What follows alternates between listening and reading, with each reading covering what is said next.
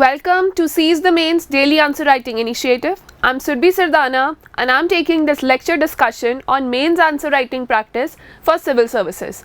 Whether you are a state civil services aspirant or a UPSC civil services aspirant, this initiative will definitely benefit you.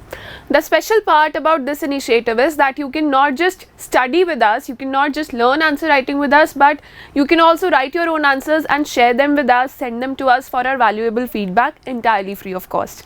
If you are new to this initiative, you can download the schedule till May 3rd, that is 1 month before UPSC Civil Services Prelims, from the link in the description below. Proceeding on to our today's discussion, it's day 33 of Seize the Mains and our topic for today is from GS paper 1. It revolves around modern Indian history from about the middle of the 18th century until the present, significant events, personalities and issues which have been there during this time. So the next slide will display the question, but before the question is displayed, make sure that you have a pen and a paper handy with you. Note down the points or the structure of answer that you think you should be taking for this answer and then proceed on to watching the video. So this question has been asked by UPSC in one of the previous papers in mains examination. So the question is, evaluate the policies of Lord Curzon and their long-term implications on the national movement. Since the topic also talks about personalities from mid of 18th century to present, and Lord Curzon was one of the most important personalities of those times, so this question was put in, and this question we will discuss in detail, and also we'll tell you what is relevant for this answer and what is irrelevant. Lord Curzon gave a lot of policies, he undertook a lot of reforms and measures, but not everything has to be put in this answer. So let's proceed by discussing what should be your approach of dealing with this answer. The first thing is that you have to start with a good introduction, and in an introduction, what do? We always clarify whatever is there in the question, whatever the keywords are there, whatever the important people are being talked about, or whatever the tough so-called difficult terms are mentioned in the question, we just clarify them in the introduction. We use our knowledge to broaden the base of our answer. So since it talks about Lord Curzon here, we'll start by writing a little bit about Lord Curzon. So this information can be found like from Wikipedia or from your modern history textbooks, whatever you know. It's just 1 or 2 lines required, and you don't have to worry about it because this is something you'll already know if you're sitting for mains. So George Nathaniel Curzon played a major role in British policy making. He succeeded Lord Elgin and served as India's viceroy between 1899 and 1905. He was one of the youngest viceroys of India. He became viceroy at the age of 39. So he was one of the most controversial and consequential holders of that post. What does that mean? Controversial because many of the reforms that he brought, many of the policies that he undertook, they saw a lot of anger and a lot of protest in return. And consequential because his policies brought a lot of change, especially for the British Empire, for the smooth functioning of the British Empire. So read this line carefully. Moving on to the linkage point, let's see how can we turn the direction of our answer towards a body paragraph. What else can we add into this answer? So there is a very famous statement by Lord Curzon which emphasized that how he understood the importance of India, the importance of ruling India for the British Empire. So Curzon in 1901 had famously said, as long as we rule India, we are the greatest power in the world. If we lose it, we shall drop straight away to a third-rate power. See, such statements are given like straight away in the books that you're following for modern history. They're given under highlighted boxes. So just don't take them for granted. They'll not be asked in UPSC prelims. UPSC has never done that. But for your mains, make sure that for all the important viceroys and governor generals, you know at least a little bit about their history or what their ideology towards Indian Empire was, so towards the British Indian Empire, so that you have enough fodder when it comes to your mains answer writing for these history questions. So this next line will introduce our body paragraph, that how we can turn the direction of our answer towards a body paragraph. So what were he announced a variety of reforms and policies which affected or had long-term implications on the national movement, and they are enlisted below or discussed below. So what were the policies which affected the national movement? The first one was the partition of Bengal. There was youth upsurge, there was Vande Mataram movement, there was Swadeshi movement, there were communal tensions rising because of his policies.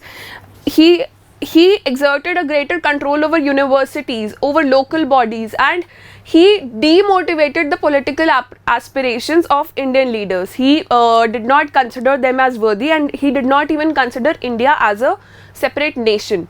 So let's see what were his policies, and let's discuss them one by one. And to make it very clear, we'll be discussing only those policies which had an impact on the national movement. We'll not be, Lord Curzon gave a lot of policies, a lot of reforms were brought in by him. Some were good, some were extremely bad or reactionary, but look at the demand of the question. Evaluate the policies of Lord Curzon and their long-term implications on the national movement. So there could be some policies which had no impact on the national movement. They were just happening side by side. So either we'll give them in one line or just 2-3 words, or we'll entirely skip them. So moving on to the first policy. The first one is the relation with princely states. So there were a lot of acts that were passed from time to time to define whatever the relation was there of the British crown with the princely states. Sometimes it meant that they're ruling independently on the respective kingdoms, and sometimes it meant that they are under the control of the Governor General or the British Empire in general. So clarity was not there. There was no clarity about their status, about their role, about their position. Whose role? The role of the position of the princes with respect to the areas that they were ruling. So Lord Curzon gave a very direct policy. He gave a very direct interpretation that they have to work in parallel with the British Governor General or the British Empire, and they're not independent rulers. So he adopted a policy of patronage and intrusive surveillance, which created a sense of fear and which also irked the princely state rulers. So Curzon stretched the interpretation of old treaties to mean that the princes, in their capacity as servants of people, were supposed to work side by side with the Governor General in the scheme of Indian government. So he adopted a policy of patronage and intrusive surveillance. The new trend seemed to reduce all states to a single type, uniformly dependent on the British government and considered as an integral part of Indian political system. So they were not independent, they were uniformly, irrespective of their size, irrespective of the power that they were holding over people, irrespective of how happy the people were with their rulers, they were all uniformly dependent on the British government. That was the policy of Lord Curzon. So he followed a very aggressive approach when it came to securing the interest of the British Empire. He was entirely working for the favor of British Empire, and whatever he saw as a threat, he entirely vanished it or interpreted the meanings of previous treaties to the favor of British Empire. So this was one of the policies. Let's see what is the second one here. The second one, as we all know, and he is infamously known for, is partition of Bengal. So partition of Bengal not only gave a rise to nationalism in the country, but it also gave a rise to communalism in the country, because it was mainly his policies which incited communal tensions between Hindus and Muslims, as we have read in modern history. So Curzon announced the partition of undivided Bengal presidency. In one of the statements and one of the letters, if you've read modern history, he emphasized on the fact that Bengal considers itself as a separate nation, and it has an immense amount of power which will make it difficult for the British Empire to have control over Bengal presidency in future. So it's the right time to weaken it through the communal tensions that can be induced or through the geographical boundaries that can be introduced in Bengal presidency. So that's why partition of Bengal was carried out. The presidency was the most populous province in India with around 8 crore people and comprised the present day states of West Bengal, Bihar, parts of Chhattisgarh, and like Bangladesh, Assam, Odisha. See, this line has been added to create a very small link, very indirect link. This is not that relevant with the past geographical situation and the present geographical situation. So this makes your answer very apparent, very, relatable to the examiner. So even if a child or if a person, a student is reading it for the first time, he'll understand that what do we mean by Bengal presidency of 1905. So he'll understand that point if you note down these states or write down the name of Bangladesh there, that how big Bengal presidency was. So while the move was ostensibly aimed at making the administration of the region easier, Curzon's real intentions were far less benign. So the real intentions were not to make the administration easy. We all know, we've already read in our history textbooks that what were the real intentions. It was to create communal tensions. It was to destroy the unity of Hindus and Muslims in that area. It was to destroy the power and prestige that Bengal was holding at that time, to make it easier for the British government to function in a smooth manner. So what was the other policies? What were the other policies of Lord Curzon? Let's see. The third one was University Commission. See, when people get educated, they produce reformers of those times.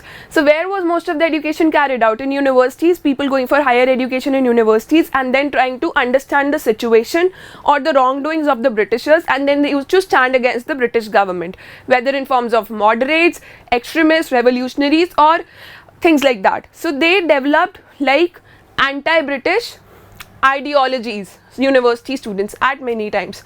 So Curzon saw this. He brought the Universities Commission, and in the name of regulating the funds of universities, regulating universities and their function, the syllabus and things like that, he actually exerted a lot of control over universities and the kind of people universities were producing. So that was a retrograde measure, as it was also said by Gopal Krishna Gokhale. He was a very important, very renowned leader of that time, and the entire political system of like the country that was happening there, whatever it was indirectly dependent on him to a great extent. So he was a very prominent leader and he called it a retrograde measure. So let me read this out for you. Curzon had a major role in reforming universities by bringing in University Commission in 1904. He justified greater control over universities in the name of quality and efficiency, but actually sought to restrict education and to discipline the educated towards loyalty to the government. The nationalists saw it an attempt to strengthen imperialism and to sabotage nationalist feelings. See, while we are discussing history answers, there could be different ideologies that you could have, there could be different versions of history that you have read, but it's very important that when you're writing answers for the civil services mains examination, you strictly adhere to what is written in NCERT books or the general textbooks which are legally being published or legally flowing in the market. So adhere to that viewpoint. You can have your personal viewpoint in your personal life, but when you're writing answers or when you're listening to some teacher, so make sure that that viewpoint is in consonance. There is some if there is some fact that you can add to your answer, well and good, but don't take a very revolutionary approach while writing history answers. Keep it simple, keep it as it is. So because NCERTs and these general textbooks, they are the authentic sources and they will be marked, the points from these sources will be marked as right in your answers. So the next one was the Calcutta Corporation Act. So Calcutta Corporation Act was introduced already in 1899, but what Lord Curzon did was that he reduced the number of elected Indian members in the corporation. He termed Indians as unworthy and aimed to make administration completely British dominated. So the representation, the elected representation for Indians got lesser, and that showed that, revealed that what kind of policies he was following and what kind of attitude he had towards Indians. See, there is one part, Curzon's foreign policy. This is a very elaborated policy. First of all, this was a very beautiful diagram on the internet by one of the aspirants. She also has a website, so credits to her. And this was represents the foreign policy of Lord Curzon. So he had very extensive foreign policy to secure British interests for the Tibetan Plateau, for Tibet, for Afghanistan, Persia, Nepal, and this was a very aggressive foreign policy. You can also expect a separate question in mains on the foreign policy adopted by viceroys of those times, or especially Lord Curzon. So, but in this question you don't have to elaborate on the foreign policy part in detail, because what was its role? What is the question? That how the policies affected the sentiments of national movement, how it affected the national movement. So give just 2 lines for how he framed his, or what the ideology he had towards the foreign policy that the Britishers had now to follow. So it was an aggressive foreign policy. It saved resources of Britishers, but it also revealed the intentions of British Empire to control all these areas of strategic interest for their economic benefit, for their geopolitical benefit, because Russia was a threat. And even like in Tibet, good relations were revived, but the Dalai Lama had to flee. So just imagine the kind of impact it created on the Indian masses, the kind of impact it created on the international level, and the kind of intensity of aggressiveness he had in his foreign policy. So this much is enough, like 2 lines for his foreign policy are enough. Don't go on elaborating 1 page, because this is like you'll have a very short word limit when it comes to answer writing for civil services. The other one is he increased the official control over local bodies, and he did not respect the political aspirations of Indians. He was intolerant of Indian political aspirations. In a letter to the British Secretary of State in 1900, Curzon wrote, "The Indian National Congress is tottering to its fall, and one of my greatest ambitions while in India is to assist it to its peaceful demise." So don't worry about this line in double quotes.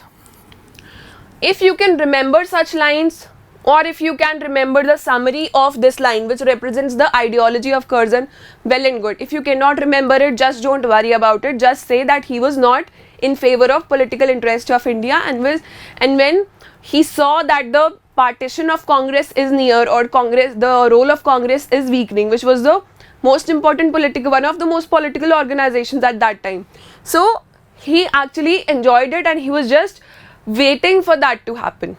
So you can just write the summary of this line. If you can remember this line, well and good. The other part is the Official Secrets Act.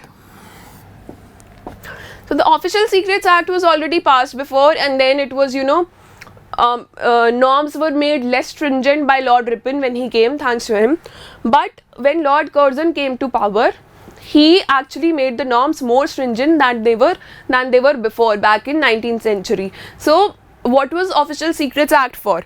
It was the objective of Official Secrets Act to suppress the voice of the press, suppress the voice of those newspapers which were writing against the British Empire.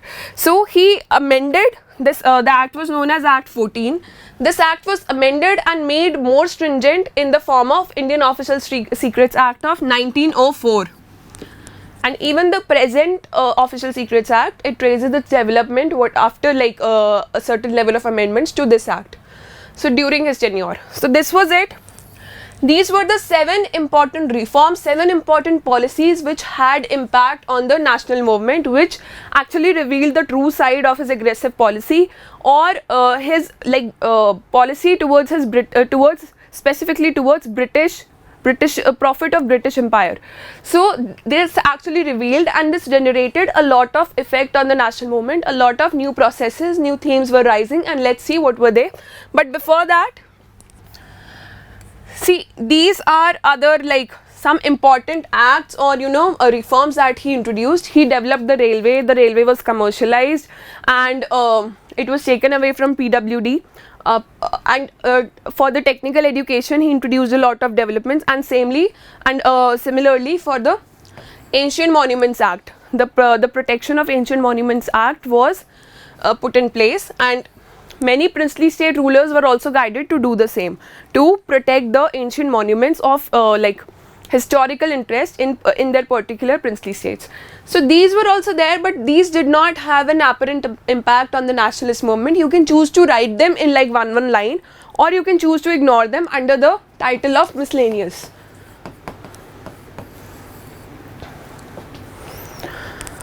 So moving on to the impact that Curzon's policies had on national movement now. So a sharp reaction was created in the Indian mind by Curzon's 7-year rule in India, which was full of missions, commissions and omissions. So this is, effects of policies. With this part, we are addressing the second part of this question, which talks about effects. We are also giving the conclusion to what has been written and what we think. There are no way forwards in history. What at max you can do in history or culture answers is relate the past with present. Here that is not possible, or that has not been done by us. If you think it's possible, then write your answers and send them to us. But here, like for a conclusion in history answers, you can just sum up your answer or present an analytical approach towards the end. So this is the analytical approach, which is also the demand of the question. So two things will be done together: the conclusion and the analysis of Curzon's policies on India's nationalist movement. So a sharp reaction was created. He refused to recognize India as a nation and insulted Indian nationalists and the intelligentsia. And he also tried to control them. He spoke derogatorily of Indian character in general.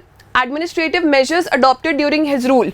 Now we are summing up that these were the administrative measures which were adopted during his rule: the Official Secrets Act, the Universities Act, the Calcutta Corporation Act, and above all the partition of Bengal left no doubt in the Indian minds that about the basically reactionary nature of British rule in India. So it made it very clear. And now we'll discuss about the broad implications of Curzon's policies. The first was rise of nationalism, the Swadeshi movement, the Vande Bharat movement.